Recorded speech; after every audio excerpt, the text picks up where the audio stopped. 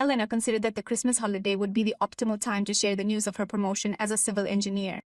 But as her family toasted her younger sister's billionaire fiancé, no one noticed her silent tears. What she discovered later, overhearing a conversation between her parents, would show her how little she really mattered to them.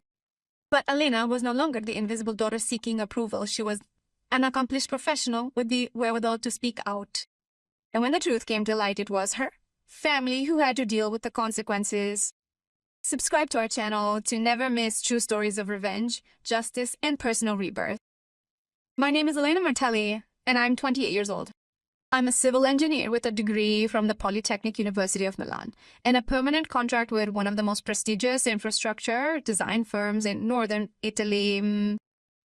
Still, that Christmas Eve, as I sat at the dining room table in my parents' villa overlooking Lake Como, a profound sense of non-existence overcame me. I felt utterly invisible. The dazzling crystal chandelier above us cast 1,000 sparkles onto the exquisite Limoges porcelain, the pieces my mother only used for the most special occasions. The 10-foot-tall Christmas tree in the corner of the living room smelled like real diabetes, decorated with gold and silver baubles that cost more than my monthly salary. Everything was perfect, as always. Everything except me.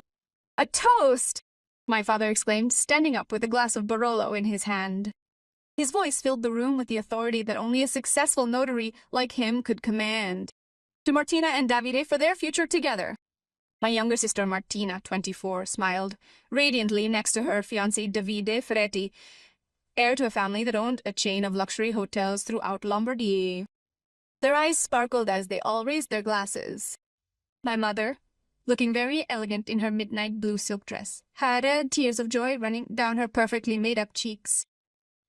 "Finally," my mother said, her voice trembling with emotion. "Finally, this family will have the prestige it deserves. Martina, my dear, you made a great choice." Davide smiled with studied modesty, shaking Martina's hand. "I am the lucky one, Mrs. Martelli. Your daughter is extraordinary." I raised my glass mechanically, bringing it to my lips without actually drinking. No one looked at me. No one noticed that my hands were shaking slightly. That morning, I had received the most important email of my career.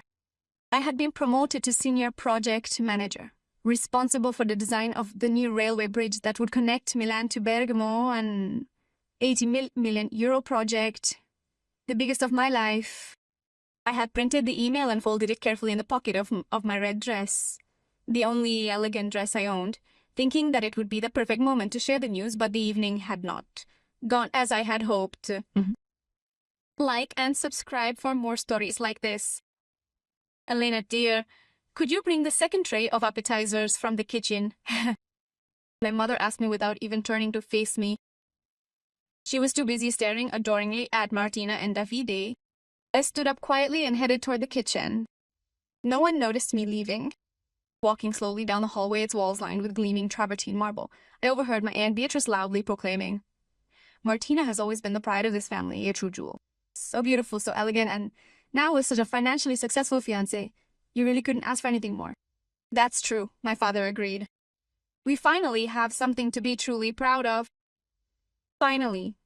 It feels as though my 10 years of study, the countless nights spent poring over books, and my honors degree are all but erased. As if my very existence is denied. In the kitchen, Maria, our family cook for 20 years, looked at me with eyes full of compassion. "Miss Elena, I heard about your promotion." "Congratulations." Tears burned my eyes. "Thank you, Maria. You're the only one who remembers." "I told him about his great news this morning," Maria said, in a disappointed tone. But his mother interrupted me, saying that we had to focus on Davide's dinner. I picked up the tray with shaking hands. When I returned to the dining room, the conversation continued as if I had never been away. My uncle Giorgio, a very successful lawyer based in Monza, was telling a joke that had everyone laughing. Martina laughed with that crystalline laugh that had always captured everyone's attention since we were little girls. I had always been the other daughter. The intelligent one, but not pretty enough. The serious one, but not charming enough. The one who worked hard, but never made the news. Over the first course, a perfectly prepared saffron risotto, I hesitantly, and with some trepidation attempted to contribute to the conversation. Anyway, I received some good news at work today. Elena, darling. My mother interrupted me without even looking at me. Could you go get some extra Prosecco from the cellar? I'm afraid what we have won't be enough, but I was... Thank you, dear. Are you always so helpful? I stood up again, my cheeks burning with humiliation. When I returned from the cellar, they were already talking about Martina's wedding plans. A villa on Lake Como, 300 guests, a custom-made dress by a Milanese designer. It will be the wedding of the year, my father announced with pride. We've already booked Villa Carlotta for next June. Dad, I said, my voice louder this time. I wanted to tell you that I've been promoted. I'll be managing the bridge project. Wonderful, Elena, my father said distractedly without even turning around. Martina, were you telling us about the bouquet? Orchids or roses? I felt something break inside me. Not anger, something deeper, a silent and painful resignation. I rose from the table, so abruptly that my chair creaked on the marble floor.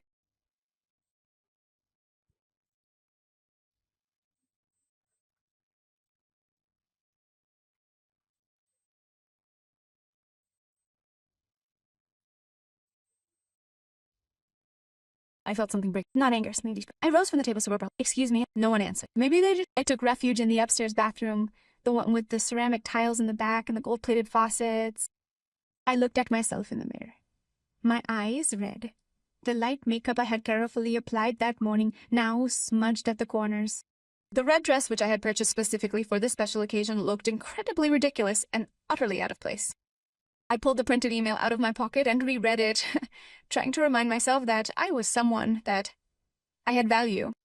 But the tears began to flow uncontrollably, dissolving with the mascara and leaving dark streaks on my cheeks. 10 minutes later, when I regained my composure and returned downstairs, the party was still going on. They were already serving the second course, beef tenderloin in Barolo wine with melting potatoes, and no one had noticed my absence. I sat in silence, eating mechanically without savoring anything. The food tasted of ash. Every laugh, every toast, every compliment paid to Martina was a small blade that cut me deeper and deeper. After dinner, as the guests moved into the living room for coffee and Christmas sweets, I decided to step out onto the terrace to get some fresh air. The night was cold and crystal clear. The city lights reflected on the lake like stars fallen from the sky. I took a deep breath, trying to calm the turmoil inside me. It was then that I heard voices coming from the library whose window looked out onto the terrace. The curtains were half open, and I immediately recognized the voices of my father and mother. I don't understand why Elena always has to make that face, my mother was saying irritably.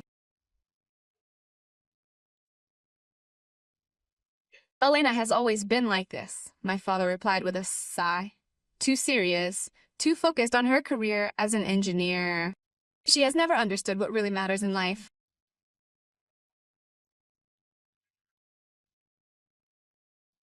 Martina has understood priorities. Elena? Well, she's 28, that's still alone with no romantic prospects. She's a failure from every point of view. The words hit me like a punch in the gut. At least she's self-sufficient, my father said in a tone that seemed almost self-apologizing. Doesn't she ask us for money? Of course she doesn't. She's too proud. All the same, I am happy that we opted to put all our savings into Martina's wedding. Elena would never have appreciated them the way Martina does. You're right. And with Davide in the family, we'll finally have the right connections. Maybe I'll even be able to launch my notary's practice in more exclusive settings.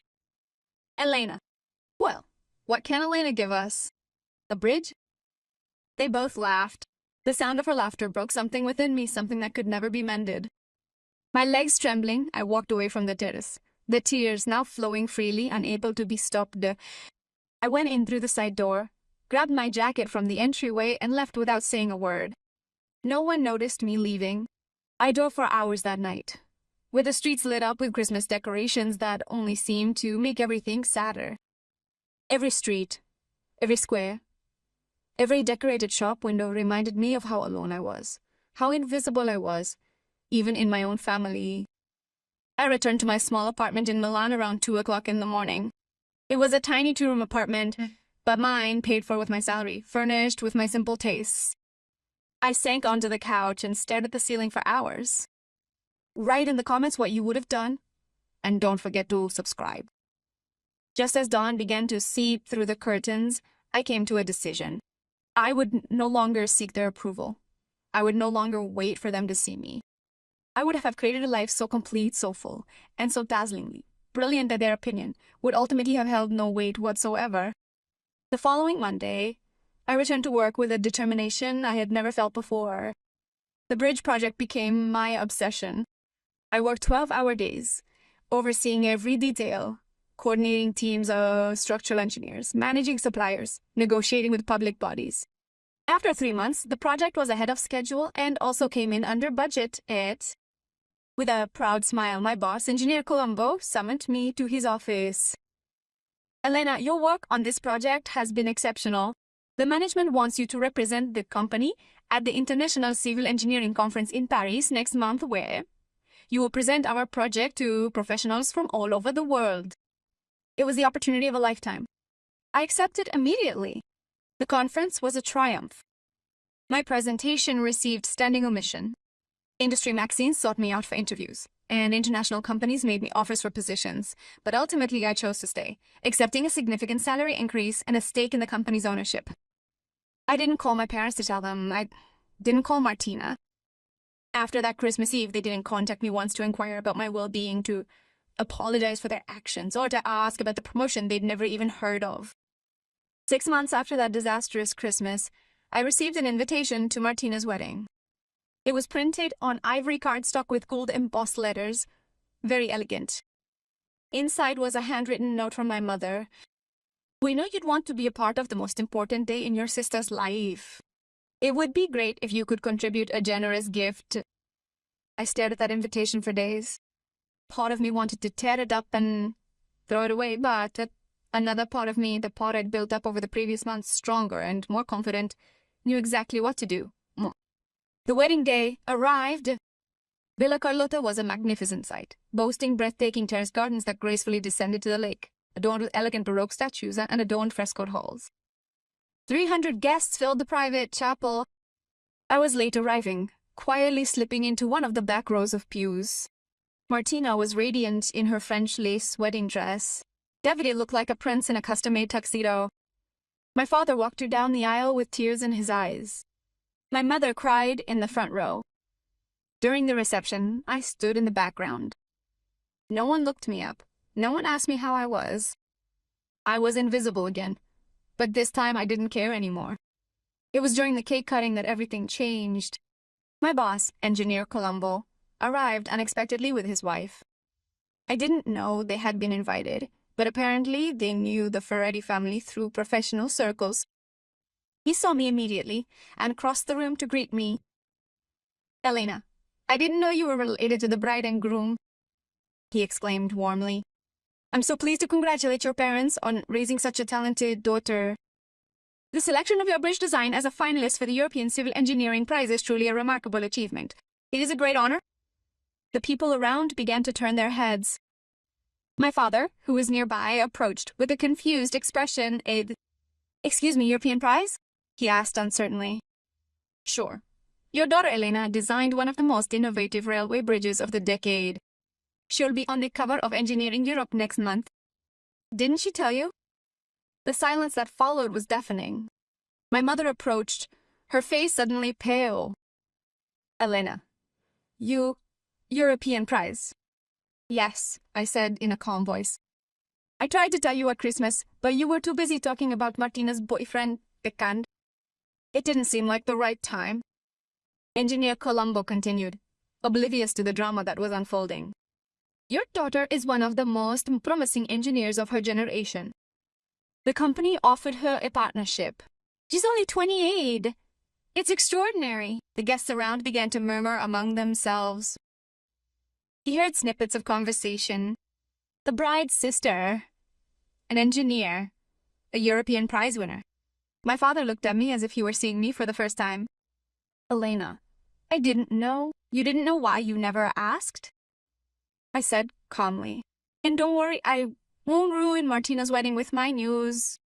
After all, they're just bridges, right? Quoting her own words from that Christmas evening, it was intentional. I saw that she understood the reference. Her face turned red. I left shortly after, before the bouquet was thrown, before the dancing, before everything. When I left the villa, I took a deep breath of the fresh lake air. I felt light, free. 2 weeks later, my parents called.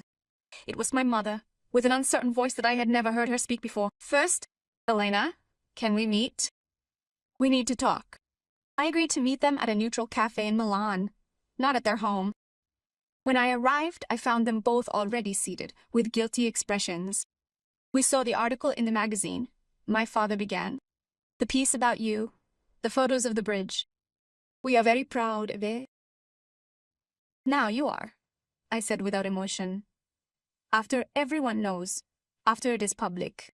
But that Christmas evening, when I tried to say it, you weren't interested. We were distracted, my mother said weakly. There was the vid, ma vide. Marriage, there is always something, I interrupted her gently. There is always something more important than me.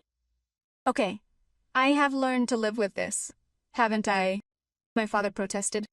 You are our daughter. I am invisible, I said, the words finally spoken out loud after years. I always have been. Martina is the daughter you are proud of. I come in handy when you need assistance, but I'm never interesting enough to warrant real attention. Tears began to roll down my mother's cheeks. This is not what we wanted. Were you wrong? We thought you were so independent, so strong, that you didn't need us. Everyone needs to be seen, I whispered. Even strong people. Especially strong people. That conversation didn't fix everything. It couldn't. Years of invisibility can't be erased with a coffee chat. But it was a start. Today, 3 years later, things are different. My parents make a genuine effort. They call, they ask about my work. They come to the openings of my projects. I am slowly learning how to forgive, despite the fact that the scars remain. The bridge I designed has become a regional landmark. My name is engraved on a plaque at its base. Every time I pass by it, I think of that Christmas night, when I cried alone while my family toasted and ignored me. I think of how that pain shaped me, made me stronger, taught me that the approval that really matters is the one you give to yourself. If this story touched you, subscribe to our channel and share your experience in the comments. I'm invisible no more. Not because I've finally been seen, but because I'm invisible. But because I stopped disappearing to make things more convenient for him. And that is perhaps the greatest victory of all. The end.